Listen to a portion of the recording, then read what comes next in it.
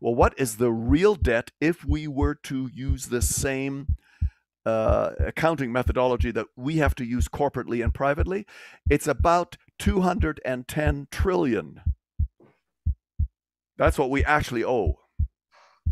Okay. And you know what? You don't tend to see that in print.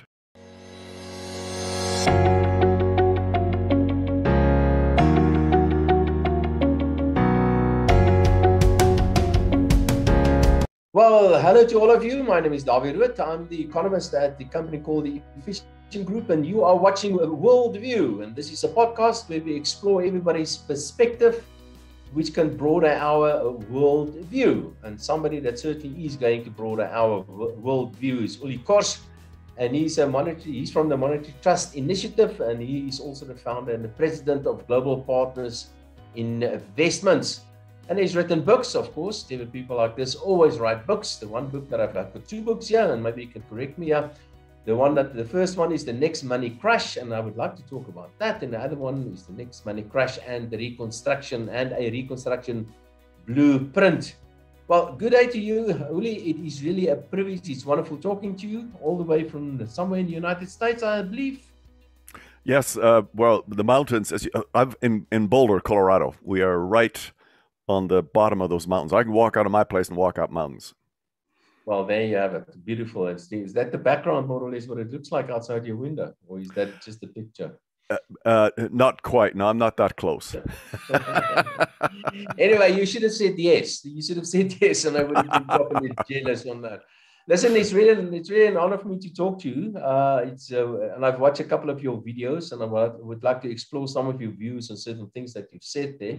But before we get to that, maybe you can just give us a bit of a background. I understand you're German, and I understand that fled is perhaps a bit of a strong word, but you left Germany. You were relatively young when you left Germany. Your father was a great inventor. You went to Canada initially, and then you ended up in the United States. And today you're a US citizen, but you can speak a number of languages. Maybe a bit of a short background on your interest in money, where that come from, and your journey from early childhood in Germany to where you are today. Thank you. Good to be with you, Dawie. And I appreciate the videos that I've seen of you, and your economic perspective and knowledge is very, very good. It's really great. So I grew up in Germany, and then my parents emigrated, and so I went with them. My father invented vinyls. He had the first 5 patents out on vinyls. Which you're probably using or touching something with vinyl right now. I mean, it's ubiquitous. It's absolutely everywhere. Yeah. And then my father went over to pollution control. So he went from sort of the top end of the plastics industry to the top end of pollution control. For myself, my initial technical background was in radiation chemistry. I ran nuclear accelerator. Meaning there's a whole bunch of technicians that really ran it. Let's not kid ourselves. But I did the experimenting and worked on electron structures, and then walked out, and was actually a missionary for a good number of years, working on medical relief and that's really what brought me to where we're at in a whole bunch of different countries, especially the developing world, and started realizing that here were poor people, especially in the developing world, and they worked 10 hours a day, 7 days a week, and they had trouble putting food on the table. And I'm going, there's something really wrong. These people, they're not stupid. They're not lazy. What in the world is the problem? And this was a challenge to me for probably 5 years, where more and more I started complaining. And the organization that I was with, maybe it sounds a bit negative, we were sort of like a Santa Claus, out to help everybody. And I'm going, that's not the point. If somebody's naked, yeah, okay, give them clothes. If somebody's starving, give them food. But that doesn't solve the problem. You got to create jobs. You have to create stability. You have to create a system whereby these people who are hardworking, who love their children, etc. I remember I was many years ago. I was invited to consult for a child development agency, and so I went to Ghana on their behalf, and they said, "So, how do we do this? They had never worked in Ghana before. So I went up there and looked, and I said, why are we supporting children? I mean, I'm not saying the children don't need the support, don't get me wrong, but these people love their children. It's not that they don't love their children. They don't they can't support them. So how do we create support structures for the adults so the adults will help the children? And then they had a global conference. The same organization had a global conference of all their top people from around the world, and they said, we want you to speak. And I said, you don't want me to speak. You're not going to like what I'm going to say. Yeah. No, we want you to speak. And so I said, okay, I'm warning you, you're not going to like this. And so I went and spoke. And that's basically what I said is, could we create systems that create jobs, etc., within the structure of what it is that they're doing? And we can help with that. Well, I got about half or three quarters through my speech, and especially the Africans in the audience started standing up and yelling, literally yelling and interrupting me, and pointing to the board of directors and saying, this is what we've been telling you. Listen to this man. We've been telling you this. Why didn't you guys ever listen to us?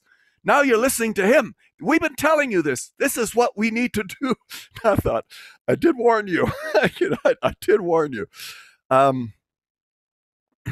Anyway, I still didn't have any answers, because micro enterprise and various other things that we can put into place, they don't really solve the problem, and the whole world is not full of entrepreneurs, and micro, if we're going to set up micro enterprise systems, that demands that the person who does it is an entrepreneur. Well, entrepreneurs are, I don't know, I'm not a sociologist, 5%, 3% of the population. The rest of the people, they just want to do what needs to be done so I can take some money home and I can eat. And it was Christmas in 2012, I don't know, relatively recently, where I feel I had a real download. Look, there's a whole different way of doing this. And you're really getting the so that was Christmas, and then all of January I just started making notes to myself, and I ended up with 4 pages of just point form. Oh my goodness, if we did this, it would solve this problem, it would solve this problem, it would solve this problem. And I thought, this is crazy. I never talked to a soul about it, nobody. And I finally said, okay, this is really insane, Kortsch. Who the heck do you think you are? To reinvent the global monetary system kind of idea, because that's really what it boiled down to.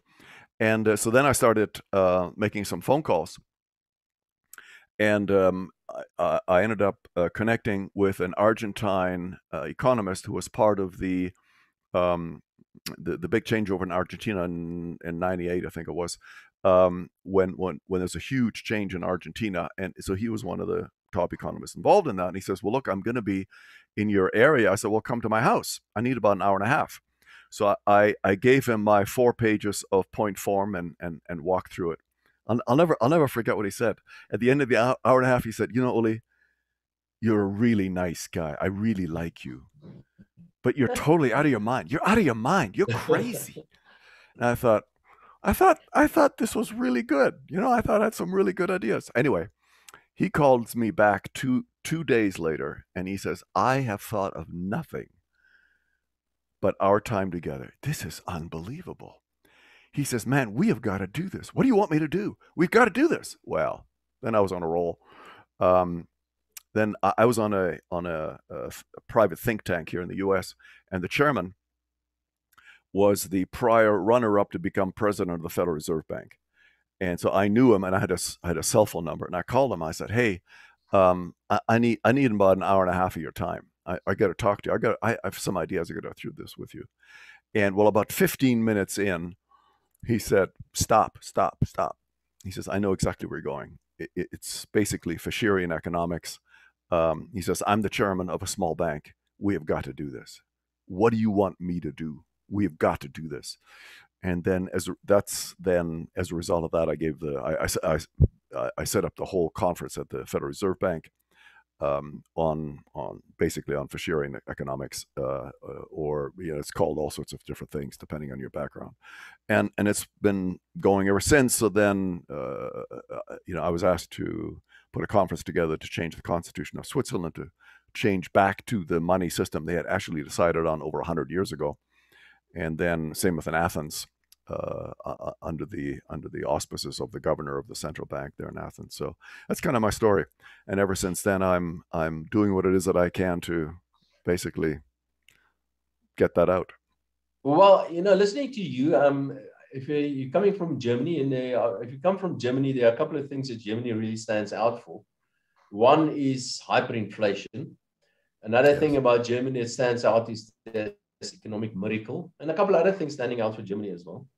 Your books sort of hint at something to do with money. You just mentioned money. I've watched some of your videos about infrastructure and how the Americans can actually fund infrastructure without debt, or kind of debt, or not really debt. You've got a specific terminology that you use there. So I guess that you've got this thing about money. Money is important to you, and I guess money is at the heart of your plans, of your 4-page plan that you've proposed. So maybe you could give us your idea of money. What is money? Where does it come from? How is it created? Can we use money to fund certain things like infrastructure? Does it mean money is debt? What's money?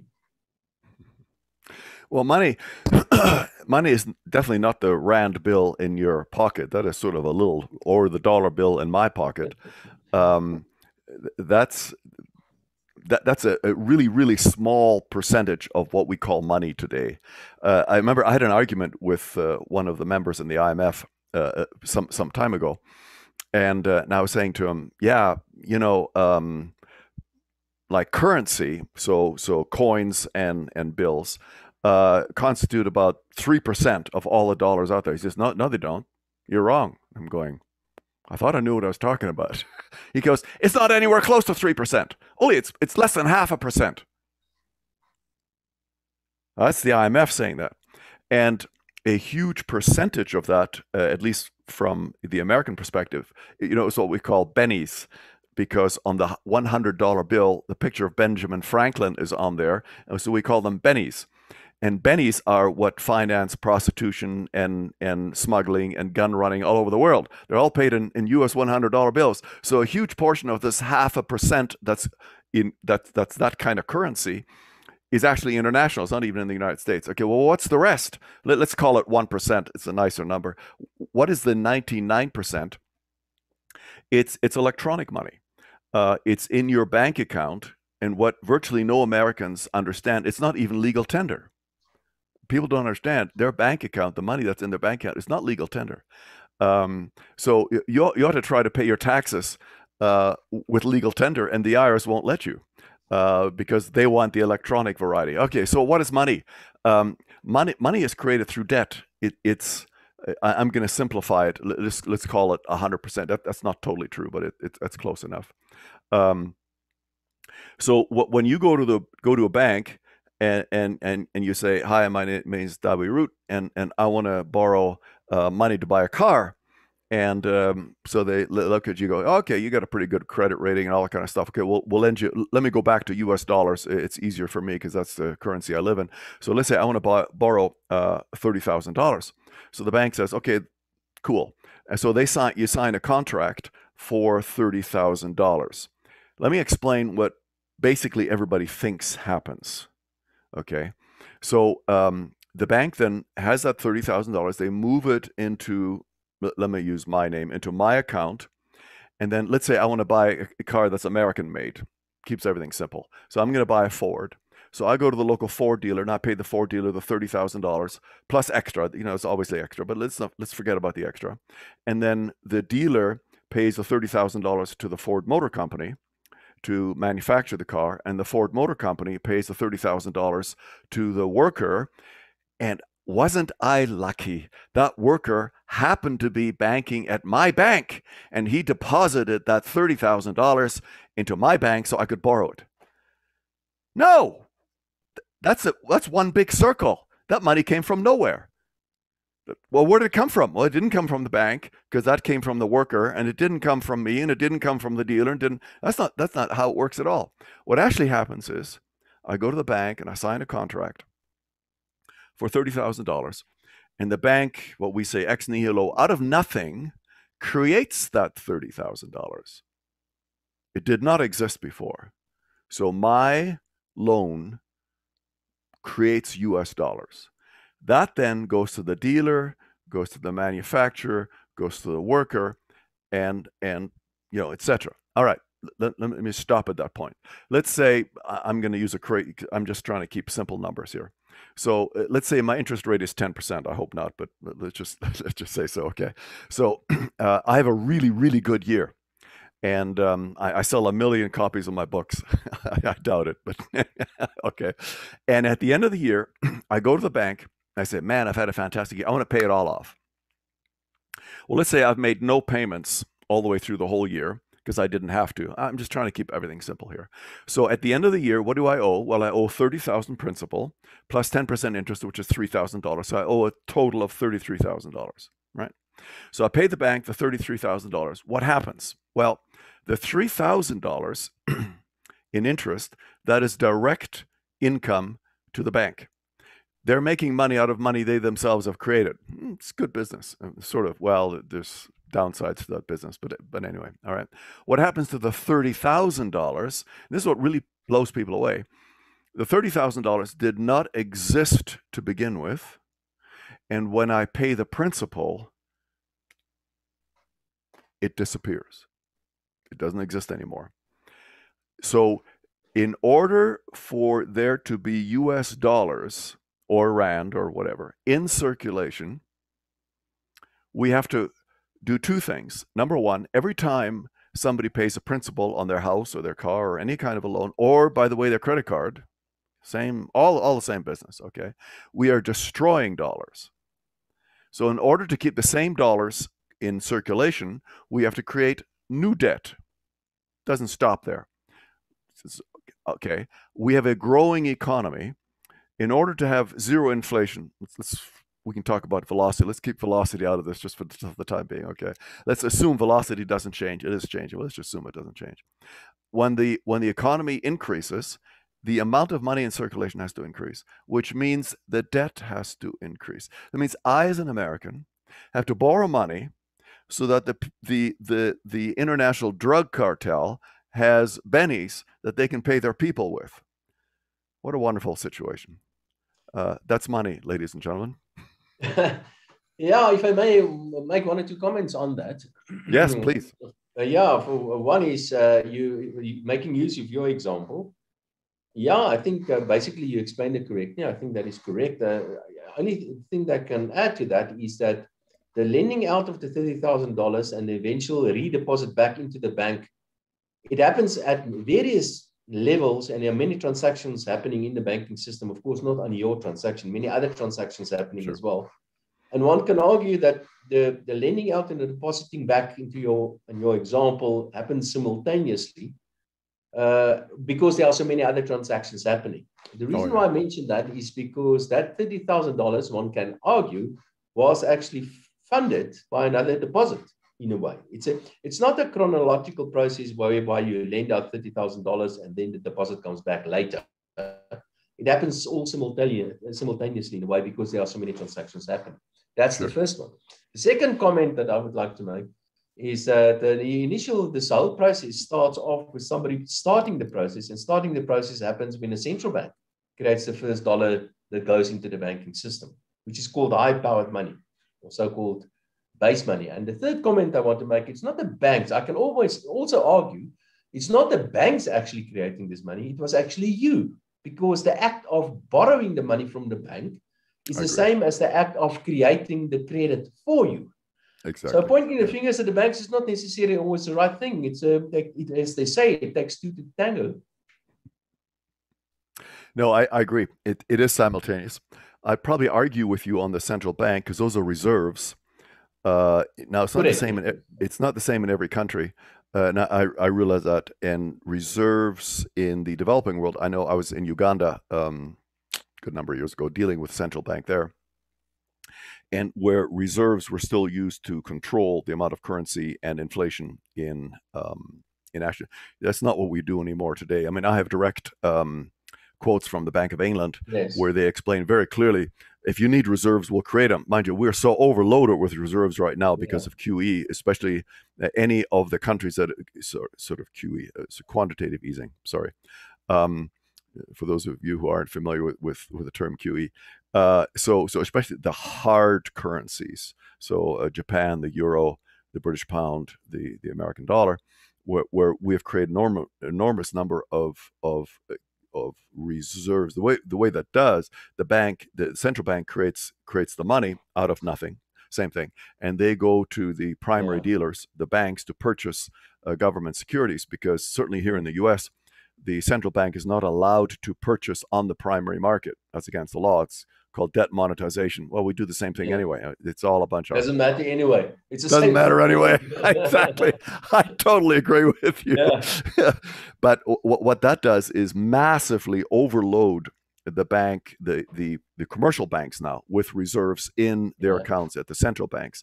So we have, I think the Fed today is about at 8 trillion, something like that. Let me stop just for a second and totally change the subject, sort of, because I know we're going to talk about this T word more and more, trillion, because that's kind of the world that we live in today. Yeah. And I want to, we can't get our head around trillion. I know it's a one with a whole bunch of zeros, but it doesn't mean anything to me. But I finally found a picture that I find means something to me, and I find it means a lot to a lot of people. Most of us can get our heads around 1 million. Okay, that's okay. I get that's a nice house. That's okay. I can get my head around 1 million. All right. Well, very nice house. Sorry. A very nice house. Yeah, exactly. Yes. So if we were to spend $1 million a day, in what year would we have had to start so that by today we would have spent 1 trillion? Well, you can get your calculators out. I'll help you. It's 500 years before Christ. And if we spend 1 million every single day for 2,500 years, today it would be 1 trillion. That starts to show us the insanity of what in the world we're doing from a federal deficit and a debt. And I know in some of your videos, Dawie, you address that, where this is beyond insanity what it is that we're doing, because it's never going to be repaid. No. Let me. So basically, what we've come to realize is that money is created out of nothing. Nowadays, it's called fiat money. Money is created by central banks. They are monopolies. Governments spend huge amounts of money that they've borrowed from you and I, and it's funded by money created out of nothing. Basically, that's what it comes down to in a way. Yeah. And then in between all of this is you and I borrowing $30,000 to buy a new car. But now the money is really, the world is absolutely drowning in money at the moment. Yeah. Central banks, they've cut interest rates down to zero, basically. They're doing stuff like quantitative easing, which is a fancy word of saying we are printing money. That's They're doing things like yield curve control, for instance. What I'm seeing today from last year with the lockdown, the global lockdown because of the pandemic, and what we saw in 2007 and 2008 is there are similarities here. So my question to you is that who caused all this havoc on the world financial markets in 2007? And I'm going to get to 2020 just now to ask you who caused the current, well, what can you call it? Where we find ourselves, somebody must be blamed for this. But what causes the 2007 financial crisis and the Great Depression thereafter? Was it money? Well, I certainly disagree with the Vickers Commission. So the Vickers Commission was created after the 2007-2008 crash in order to investigate what actually caused it. And I agree with Larry Kotlikoff, who's a friend of mine. Larry Lawrence, who's very prolific. He's the former chief economist on the U.S. Council's president of economic advisors. He's not a nobody, okay? If I may quote him, instead of me saying this is my idea, basically it was created through government direct government interaction into the real estate market, whereby the agencies. So here in the United States, what we call Fannie That's Mae, Freddie Mac and Fred. Fannie Mae. That's Freddie and Fannie. Exactly. Yeah. And the federal government through Congress used them because they largely control the funding of the U.S. real estate market. Not totally, only. Well, from a housing perspective, probably 80% of the houses, because the top 20%, and that's I'm not sure on that number, but that's about right. The prices are too high, and you cannot resell your debt to Fannie and Freddie. So the way it works is you go to your bank, or more and more these days, a private mortgage creator, and they'll create the loan for you, and they immediately sell that loan back to one of the government agencies. Okay, that's how it works. So it's not that the banks or the private creators actually have the money to do that. Fannie and Freddie does. Okay, and they create secondary markets. They do all sorts of fancy stuff. We can talk about it if you want. But anyway, that's no need to. And Congress mandated that these agencies, Fannie, Freddie, Ginnie, that they essentially have to have a certain percentage of their portfolio in loans that, I'm going to be really crass now, are impossible to be repaid. And so what they did, they sliced and diced that into all sorts of types of securities and sold them on the understanding, and sold these globally, all over the world, trillions of dollars, okay, on the understanding that the securitization process that they ended up creating was clean and was good, and the probability of a default was, hey, this is AAA stuff. Everybody, it was basically rated as junk bonds rate through the securitization process, and then they started collapsing. And the problem is, when money gets tighter, which it did at that particular time, then the collapse creates further collapse. It's a snowballing. It's like an avalanche, and can start it as a small snowball, and by the time you finish, you're tearing houses apart. Well, in this case, that's exactly what happened. And so the effect on millions of people was really awful because of congressional decisions that were made, and we came within hours of the whole global system melting down, within hours. Yeah. And only by direct steps. I actually have a list on my computer. The Federal Reserve ended up issuing $19 trillion worth of lines. 19 trillion.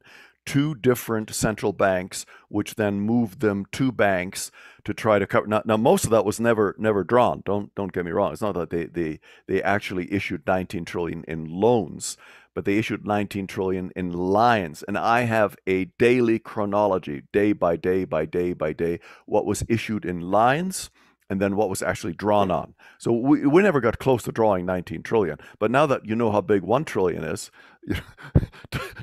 does 19 trillion make any sense?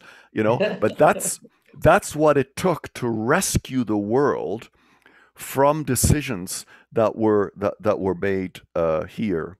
Let me, if I may switch, Dawie, let me switch to you. So in South Africa, or in Africa generally, what was the effect of that? What did you feel at that particular time, with the 2007, 2008? Yeah, I must tell you that I totally agree with the explanation. I can maybe add one or two things to that, and that is that central banks are very, very powerful institutions nowadays. And I think the Federal Reserve in the US is the biggest central bank in the world. Everybody's taking the lead from the Fed. We follow the Fed interest rate patterns. We follow the Fed's policies to a large extent. Whatever the Fed reckons is fashionable to do, we do that. We even in South Africa tried our hands on quantitative easing not too long ago. So we do all the sort of stuff. The Fed, in a way, the Fed and the New Zealand Central Bank, by the way, they seem to be the leaders in a way of monetary policy internationally. And I think I agree with you. Yeah. And one of the biggest mistakes the Fed did, not only the Fed, the big central banks globally, is that interest rates were simply too low. Money was simply too cheap. It's really as simple as that. Yeah. And with money being too cheap, people started borrowing money and they sliced it and diced it, as you explained, and put it into all sort of financial instruments. And a lot of that money was not AAA quality. That was No. bad loans that were sold off as AAA Exactly. quality. Yeah. And then eventually somebody realized that there's something stinks a little bit here, and they started selling this stuff because the central bank was trying to hide the bad quality of these loans behind a wall of very low interest rates. But eventually the truth came out, and everybody holding these assets, the asset prices started to fall, and that led to the financial meltdown. So it was actually central banks that were at fault, if you ask me. And they're repeating the same mistake. They're doing it today by cutting interest rates to ridiculously low levels, by printing money out of nothing and thinking they're supporting the financial system in the process. Yes, they are in the meantime, but they're simply making the problem get bigger and bigger. In the case of small open economies like South Africa, the impact was devastating. Remember, in the case of South Africa, it's a good thing about being South Africa is that our financial markets are exceptionally well regulated. They are very much integrated with the rest of the world. And the problem is also very, very liquid. You won't believe it seeing this in Africa, but our financial markets really do work well. We have, and I'm very proud to say that we have financial markets that can hold a candle with anybody else in the world. But there's a bit of a downside to that as well. And the downside is simply that when things goes well, money flows into your country, your currency appreciates, and I mean everybody's happy, smiling all the way to the bank. The opposite happens when there's some sort of crisis internationally, and if you don't have what you call a hard currency, and if I'm not mistaken, you mentioned the US pound, or rather the British pound is one of the hard currencies as well. I would rather call that a developing country, but nevertheless, the pound. I know what you mean. But the reality is that nobody wants to hold onto emerging currencies when something goes wrong. You want to run and hide somewhere where you feel safe. And the place where you feel safe is the US dollar or the euro or the yen. And nowadays, maybe even the renminbi. But the place where you feel safe certainly is the US dollar. And what happened in South Africa, suddenly there was this financial crisis globally. Nobody knew what was going on really initially. It was difficult to figure out what was going on. Everybody is running away from risk and perceived risks, and Africa is a risky place. So suddenly our currency collapsed. With our currency collapsing, we saw, of course, inflationary pressures picking up. Initially, that tightened monetary conditions in the country quite significantly. The banks stopped borrowing or lending money. People stopped borrowing money. And that forced the financial system to come to a standstill, much worse than in the big countries like, for example, the US, where the Fed went out of the way, as you explained, to provide liquidity and do these sort of things. You can't do these sort of things in a small emerging economy like, for example, South Africa. So, and the effect of that was then, and it lingered, is still lingering around, things like, for example, huge increase in the fiscal deficit, which we're seeing still in South Africa, and recently another crisis that we experienced, and a currency that is extremely volatile, which in itself is a bad thing. Very high, relatively high interest rates, because we have to increase interest rates to make South Africa relatively more attractive, to get some of this money to come back into the country, because we're a capital scarce country. And we will simply hang out to dry. Because obviously the Fed is going to look after the US economy first. And the the European Central Bank, they're going to look after whatever is important to Europe. They're not really concerned about us initially. And our credit line simply dried up. So it was havoc. It was, I'm in the financial markets. I manage stuff locally and internationally on the financial markets. And it was, I can tell you, it was a nightmare. My clients called me. They said, listen, but everything is collapsing. Suddenly I'm poor. What am I going to do? I'm angry at you. I'm going to wait for you with a lead pipe around the corner because you got me into invest in this and that. So it was certainly tough. And I think the only difference between small countries like South Africa and big countries like the US is that our ride was pretty much the same, only much, much wilder. Yeah. Yeah, I know we say around here, if you call the US the elephant, when the elephant sneezes, everybody else gets pneumonia. Exactly. Yeah. Exactly. And I think the US dollar will remain the dominant currency for a very long time to come still. And the most important for that is simply because of the very deep capital markets that the US has. I mean, if you trade in the renminbi for that matter, and you've got a surplus of renminbi, what are you going to do with that? because you're not allowed to invest in Chinese capital market instruments because you have to have a quota before you're allowed to do that. It doesn't. The Americans, they don't care about that. The Americans, if you've got a lot of extra dollars, you can go and buy treasury bills, and the Americans are quite happy with that because they're running a massive current account, but an even bigger fiscal deficit. I know, and they need this money back. So in a weird kind of way, we lend money from they lend us money, the Americans, and we give it back to them to fund their own fiscal deficits in a way. But let me go back to you again, Uli. Okay. So what we currently have, we've got central banks doing the same thing all over again. They've got money, making money out of nothing, money very extremely cheap. They yield curve control and quantitative easing and that sort of nonsense. The financial markets are loving it. The financial markets are on a high, record high levels. Yeah. And everybody is, again, smiling, running all the way to the bank. But is this going to last? And if not, how long? And what's going to follow? Is it going to be inflation or deflation? No, it's not going to last. That's why I use that not a subtitle, but in my book, The Next Money Crash Dash, and here's a reconstruction blueprint as to what is it that we're going to do to come out of this. When money is free, the cost of money is the interest rate, right? So when money is free, which it is right now, basically interest rate is zero. Certainly, if you're on a borrowing ability, then the misalignment of investment is unbelievable, because you can't tell. Price discovery doesn't work. What we call price discovery, which is when you look at bonds, houses, assets, doesn't matter what it is that you want to invest in. If the price of money is zero, then you can't figure what the value of something is. Mathematically, we use net present values. Well, net present values basically go to infinity if the price of money is zero. Exactly. So it doesn't mean anything. The problem, one of many problems that you would agree with, Dawie, I know, is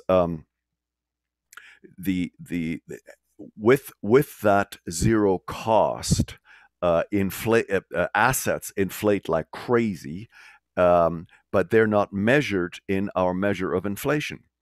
So, for instance, the Fed here, we don't use housing prices or bond prices or anything else in the price of inflation.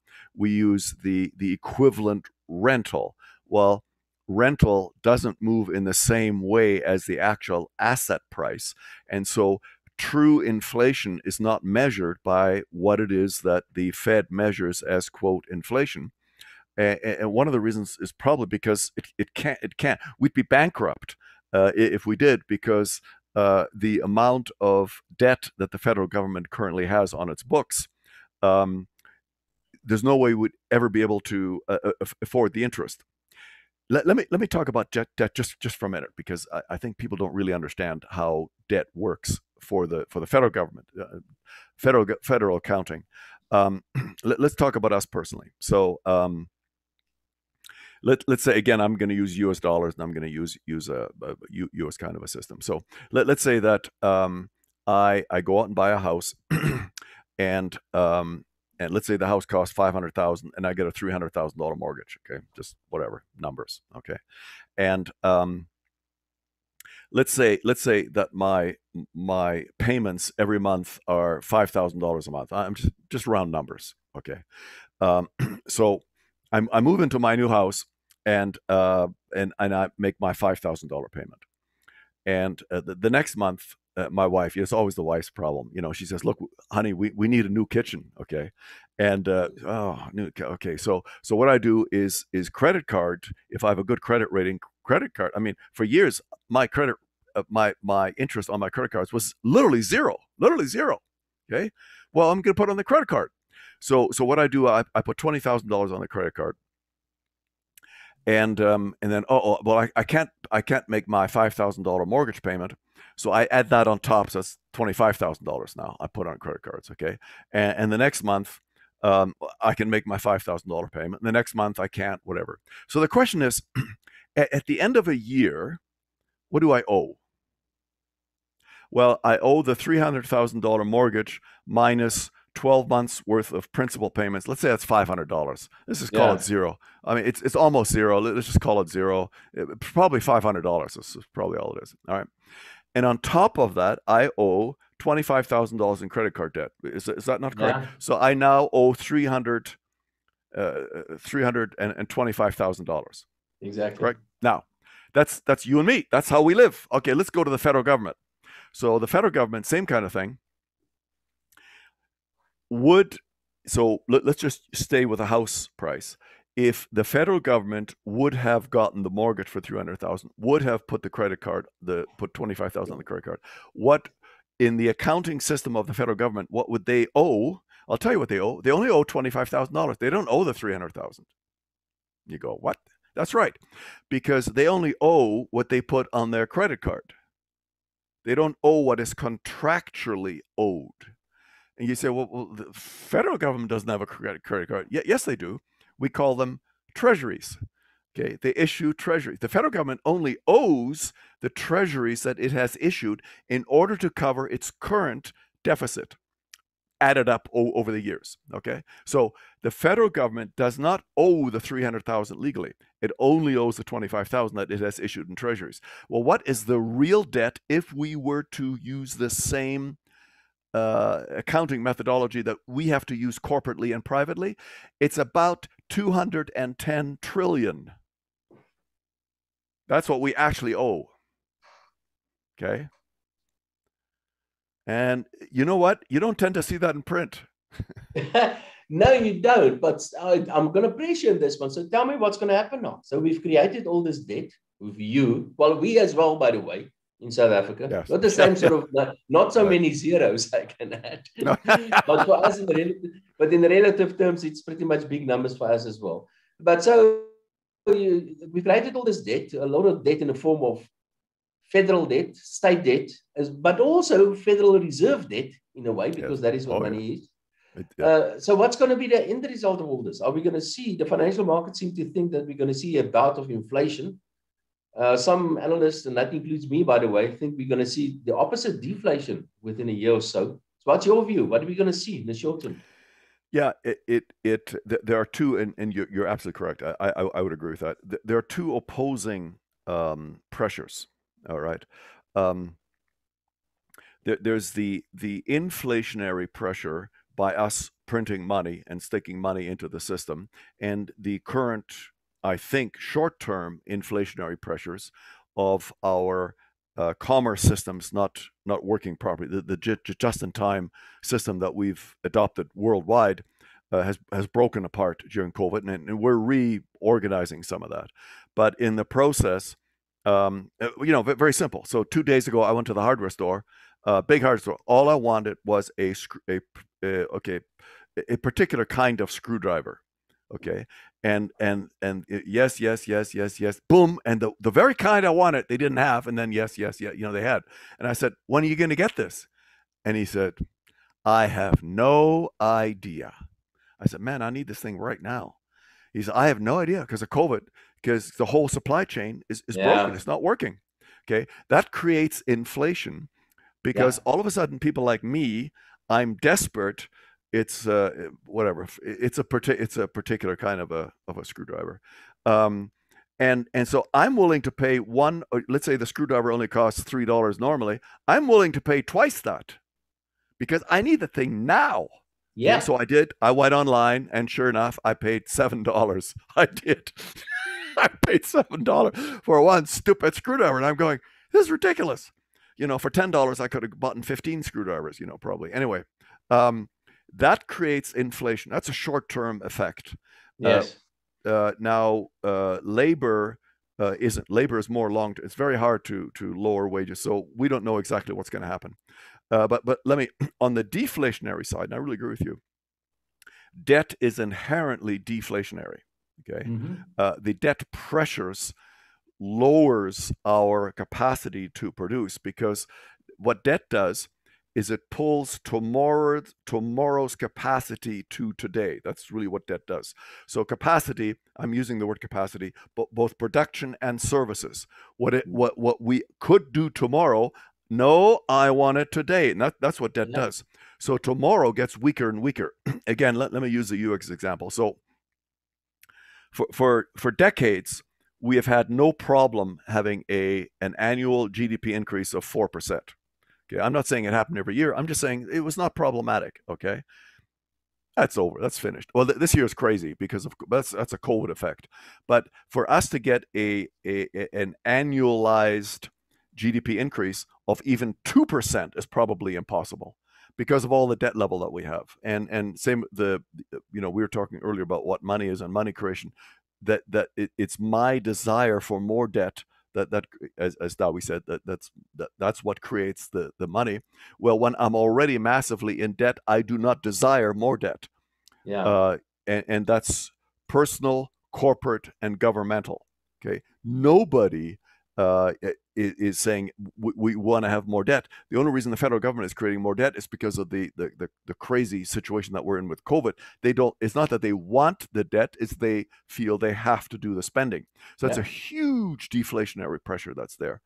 At some point, with the amount of debt that we have, it's probably going to be overcome. When that will be, I really don't know. When we start printing like there's no tomorrow, because we can't forget about making principal payments by the federal government. We can't even make the interest payments anymore.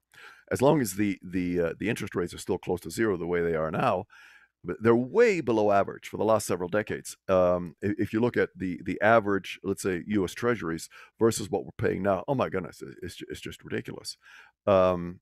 So at some point that's going to reverse. When, I haven't got a clue, but at that point probably all hell will break loose.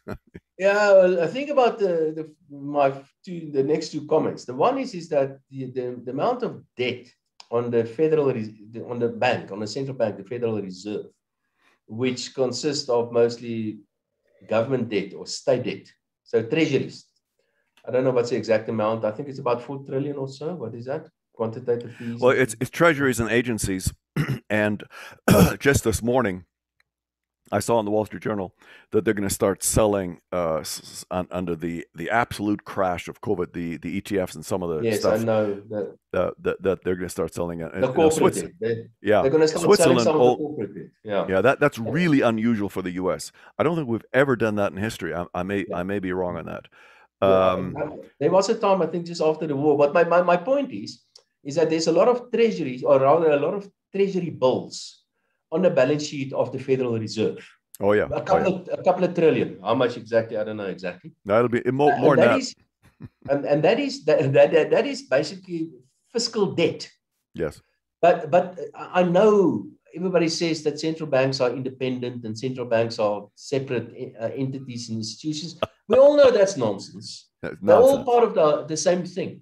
So basically, the Fed can simply cancel that debt because it owes the money to itself. Basically, in a way, the government owes the money to the government. You can simply cancel that, and if you do that, you cancel a couple of trillion worth of debt. So that's one point I want to make. So maybe all this debt on the balance sheet of the Fed is not such a bad thing. You can just cancel it. Nothing is going to happen. Nobody's going to cry. Yeah. And the second point is that maybe, and this is the second point, and this is a bit of a pet hobby of mine, and I've got a suspicion that the world economy is much bigger and growing much faster than what we are thinking. And much of this growth is actually taking place in what we call the gig economy. Like the act of Googling is not captured in any economic statistics. You're absolutely right. There is some value in that. There must be value in that. Well, look at us right now. Look at what we're doing right now. This would have been impossible. It's not captured anyway. Hopefully this is going to be valuable to the viewers, but this is not captured anywhere. No, that's right. And it's wrong.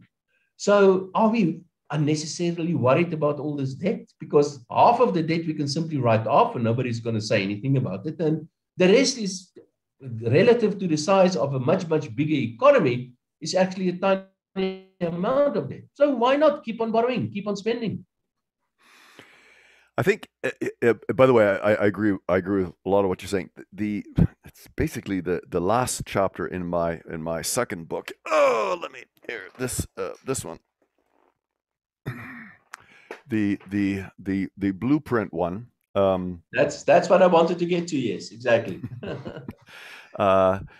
So let me.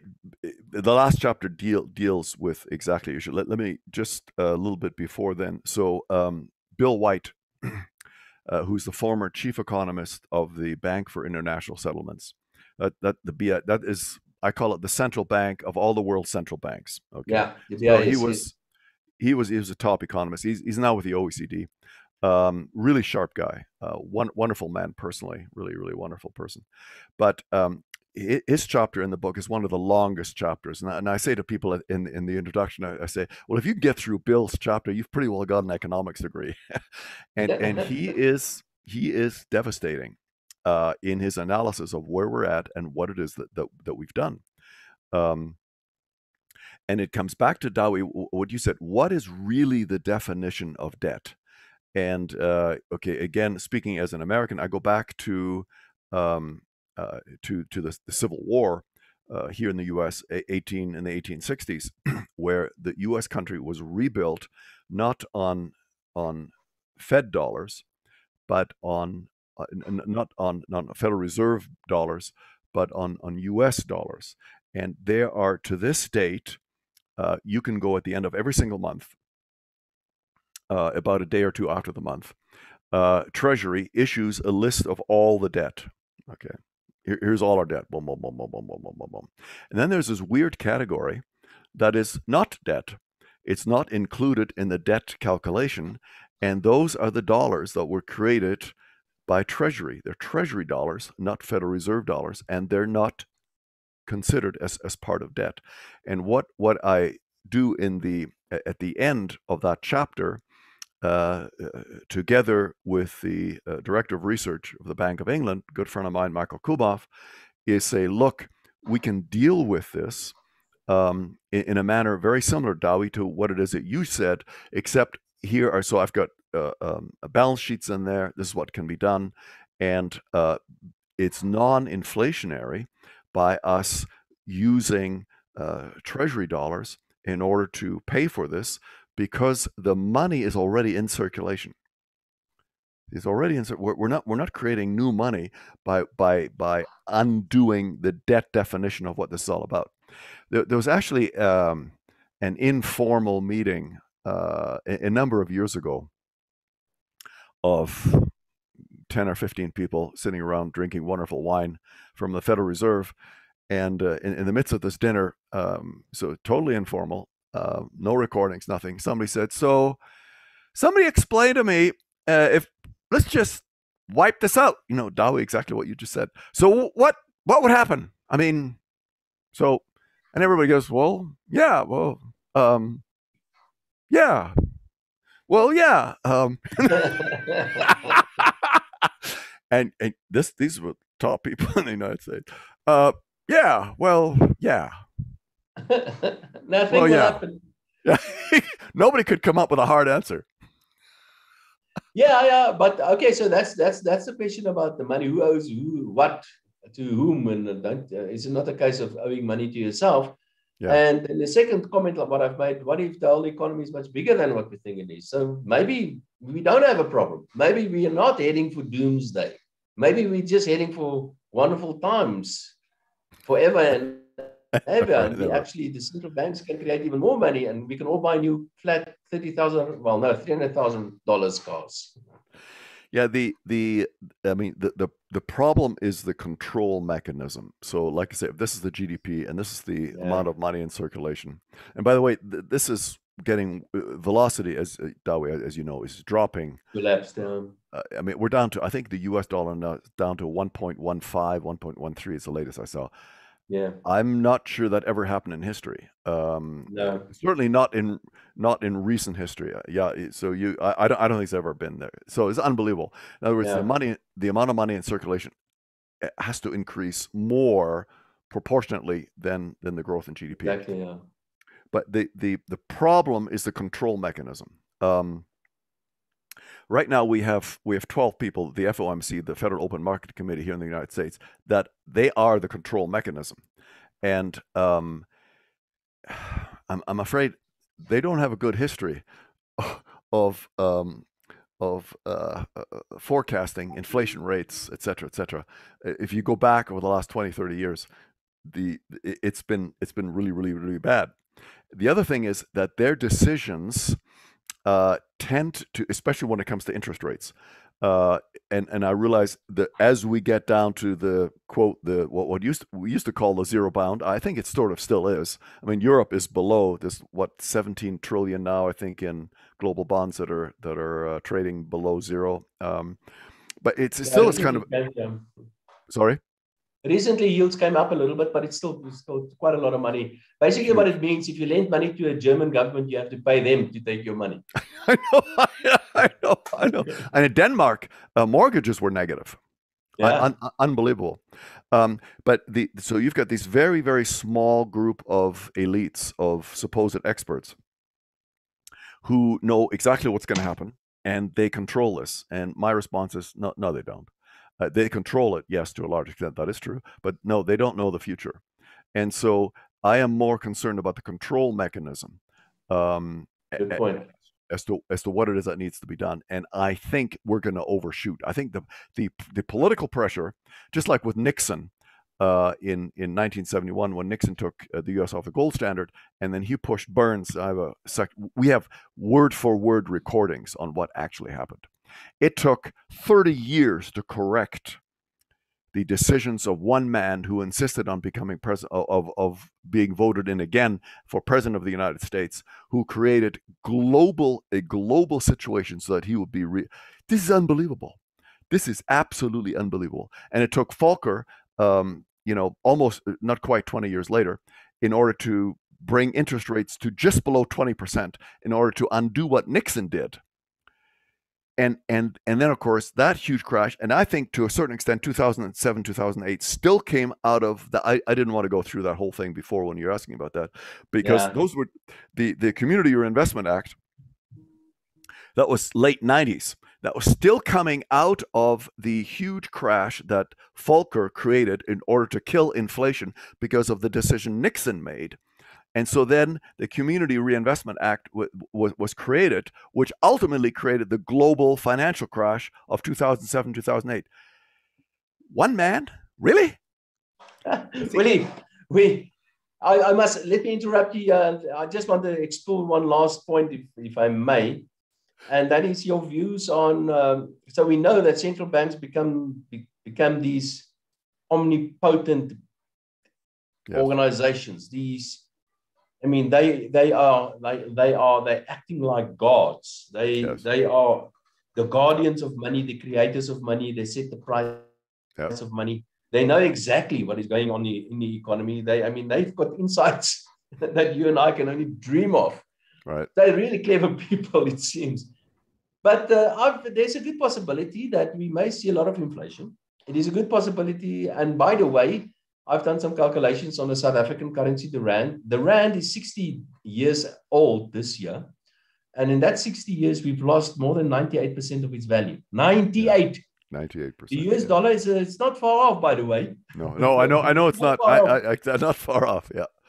So the point I want to make is that governments or politicians or kings or tsars, doesn't matter, they've always destroyed currencies. That's what they do, without exception. In the history of mankind, they've always destroyed currencies. And even the dollar will come to an end one day. I don't think it's imminent, but it will happen.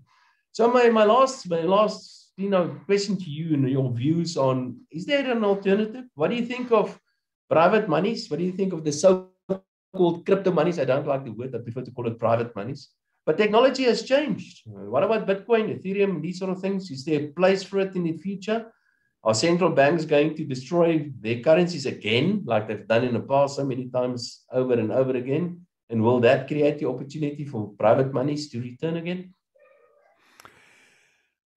I'm mixed on that. I think in the very local level, yes. But I think like the Vogel in Austria, we've numerous examples where private money has worked really, really well. It's worked really well. We still have the VIA in Switzerland, although it's not very big, relatively speaking. The moment it becomes really powerful, government will step on it because they demand control and the ability to destroy the currency. That is a power that they have.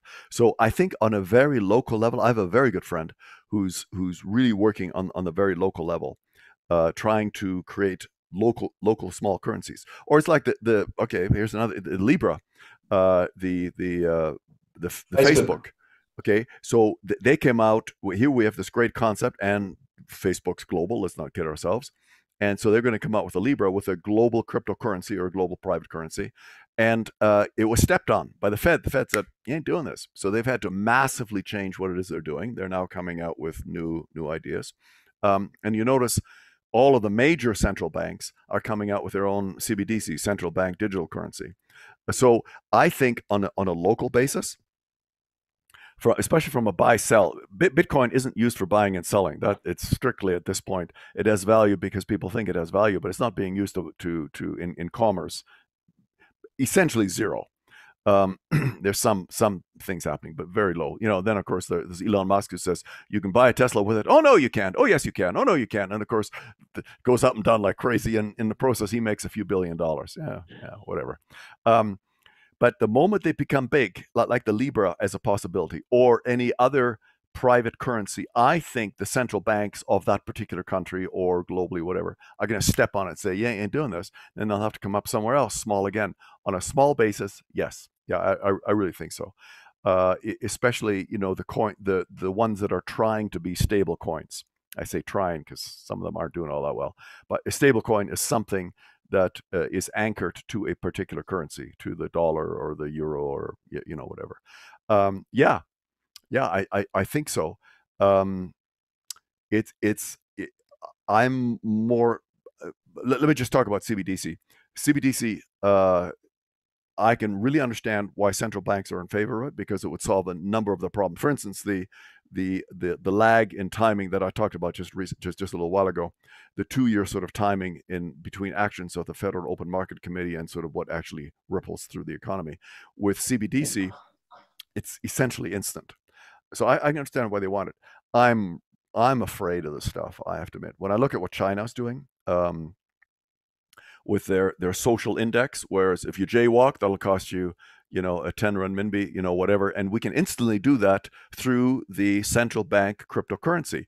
I can immediately give you money or fine you instantly. Boom, boom, boom, boom. I saw you on a camera. We have cameras everywhere. We have 300 million cameras now all over China. And I saw you do that. I know you did that.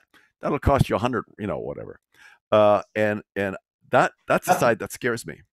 Big brother stuff you're talking about.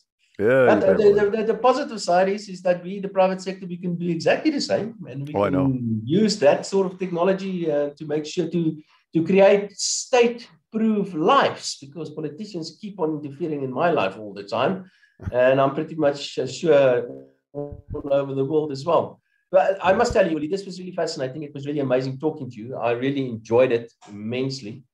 One day when I am in the United States, which is, well, with a bit of luck, I may be there by the end of this year, because I'm supposed to be doing the Chicago Marathon. So I will be around, maybe, if they allow me in.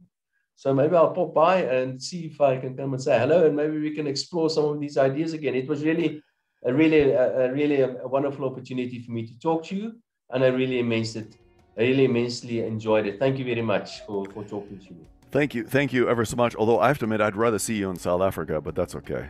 You're welcome. You're more than welcome to come and pop in. I can tell you it's quite cold now. I can't believe it, but Africa also gets cold sometimes. But you're more than welcome always. Please come and say hello to me if you are here. Thank you very much. Thanks ever so much. Bye-bye.